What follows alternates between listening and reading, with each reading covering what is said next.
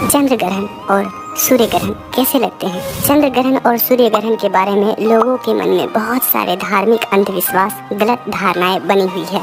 इन्हीं सारी सवालों का जवाब इस वीडियो में हम अच्छी तरीके से आपको समझाने वाले हैं।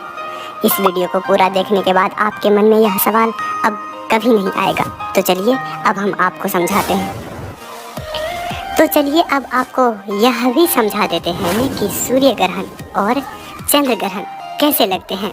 ऐसे ही चांद पृथ्वी का चक्कर लगाते लगाते जब चांद, पृथ्वी और सूर्य एक सीध में आ जाते हैं तो चांद की परछाई पृथ्वी पर आ जाती है, जिसके कारण पृथ्वी पर अंधेरा छा जाता है और उस समय सूर्य के बीच कुछ इस प्रकार से काला धब्बा की तरह दिखाई देती है, क्योंकि सूर्य और पृथ्वी के बीच चांद आ जाता है।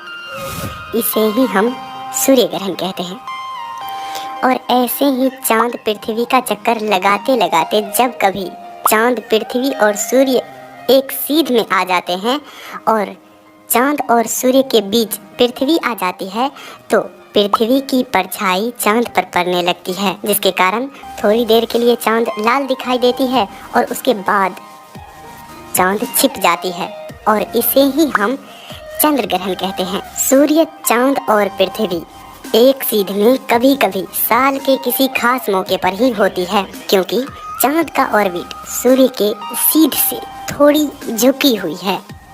खासकर सूर्य ग्रहण किसी अमावस्या के दिन होती है और चंद्र ग्रहण किसी पूर्णिमा के रात होती है। अक्सर चंद्र ग्रहण और सूर्य ग्रहण को लोग धर्म से जोड़ कर देखती है, पर चंद्र ग्रहण और सूर्य ग्रहण को धर्म और ग्रंथों से कोई लेना देना नहीं है। जैसा कि आपने समझा कि चांद को अपना खुद का प्रकाश नहीं है, पर चांद छोटा बड़ा होता हुआ दिखाई देती है अपनी परिभ्रमण गति के कारण।